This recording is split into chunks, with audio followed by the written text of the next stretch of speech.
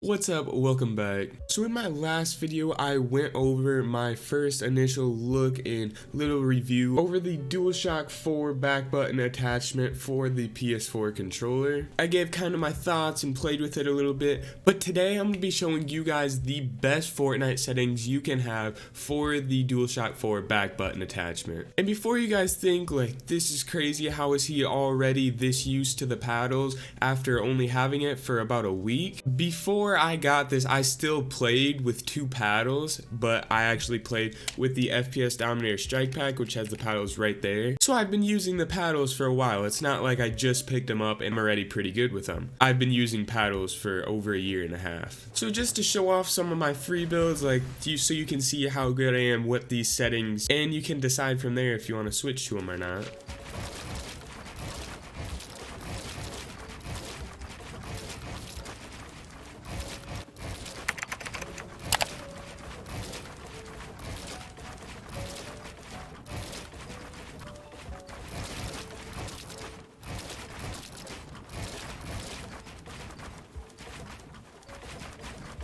I'm a little rusty right now, so I can't do everything at once. So first of all, if you haven't already noticed, I do play a controller on PC, and this thing is great for PC. If you know anything about the Strike Pack or you've ever tried to use the Strike Pack on PC, there are so many steps that you have to go through, and it can get pretty annoying. So if you're on PC, this back button attachment is definitely the cheapest, easiest form of paddles that you can get. Heading into my settings, these are my PC video settings, full screen. I cap at 160. I'm not gonna read all these off because they're just PC graphics quality and that sort of stuff. I'm on NA East. I get terrible ping, unfortunately. Anyway, sprint by default I have on. Just going through this kind of stuff. I don't have hold to swap pickup on.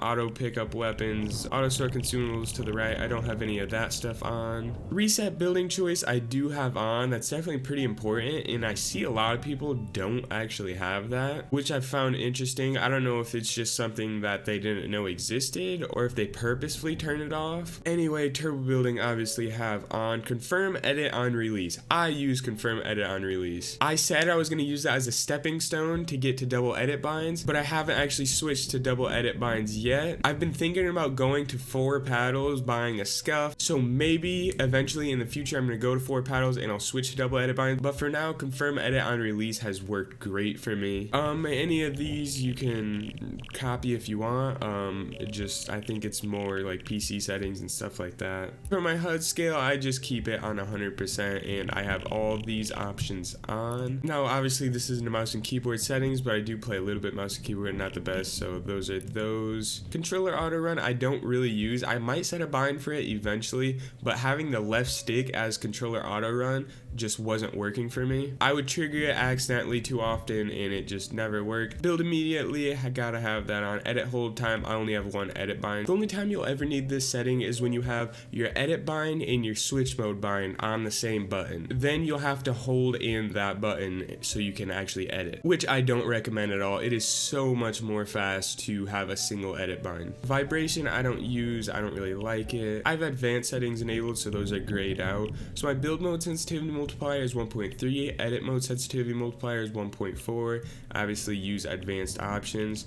So my look horizontal speed is 49, look vertical speed 60. You can have these at whatever you want, but try to keep the vertical speed about 10 above your horizontal speed. Horizontal boost, vertical boost, and turning boost ramp time, I keep all of those default. Instant boost when building I have off. My ADS horizontal is 18, ADS vertical is 27. Once again, try to keep your vertical about 10 above your horizontal. The reason for this is that you don't need to necessarily move side to side on a horizontal axis very quickly, but for vertical, that's literally what determines if you're gonna get a body shot or a headshot. So you need to be able to flick up and hit those headshots, and when your vertical speed is low, it just takes forever to drag up and you're gonna die a lot because of it. Look dampening time I keep on the default 0.2. I do play on linear. I know there's been more stuff going around. A bunch of people are switching back to legacy.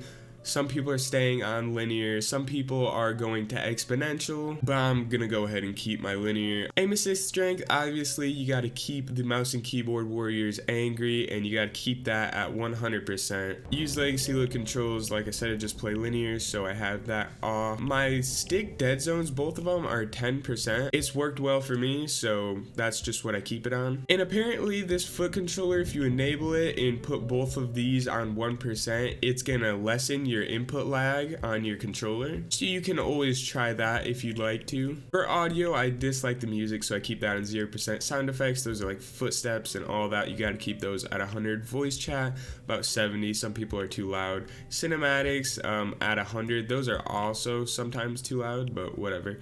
Keep those at 100. Sound quality, I honestly don't notice the difference between the low and high sound quality, so for now I have it on low. 3D headphones I have off. I don't really like the 3D headphones. They sound too quiet to me.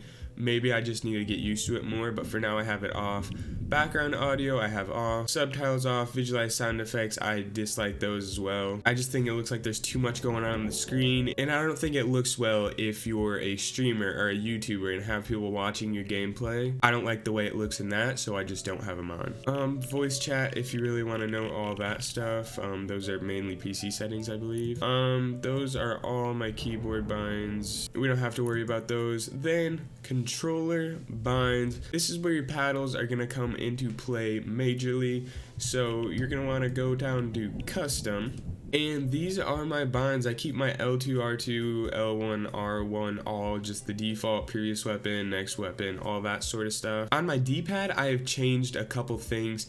Up is still inventory. I have changed my emote button from the down arrow to the left arrow. And as you can see right here, my right and down on the D-pad are unbound. They're not actually unbound. So if you look down in the bottom right hand corner, if I click right on the D-pad, it goes straight to my first weapon slot, and you can see PC binds will pop up, but I actually haven't touched my mouse and keyboard. So if you want to learn how to set that up, you can click on the little tab in the top right hand corner, and there will be a little tutorial that I did on that. And that's useful because if I'm sniping and there's someone behind me, I can just click it and turn on them right like that. I don't have to click over twice and then try to do that.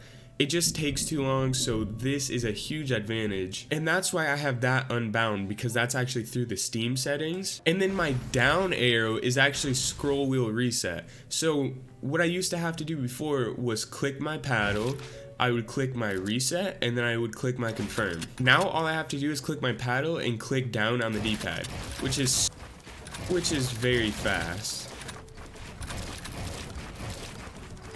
So that's why those show that they're unbound, because they're actually through my Steam settings.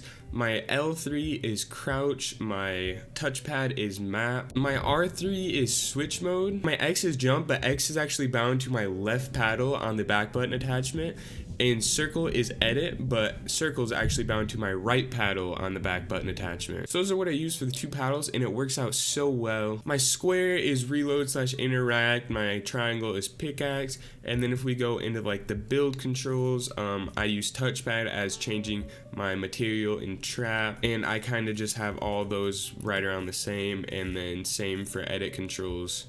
Dead zone, as you saw before, was 0.10 on each, and I doubt anyone cares about these. So that's going to be the end of this one. Just want to give a little quick overview over all of my settings that I use for the DualShock 4 back button attachment. They've worked pretty well for me, and I'm going to continue to use them and continue to make update videos on this. So if you did enjoy this and you want to see more, go ahead and drop a like and subscribe. Drop any other questions you have down in the comments below, and I'll see you guys in the next one. Thank you for watching.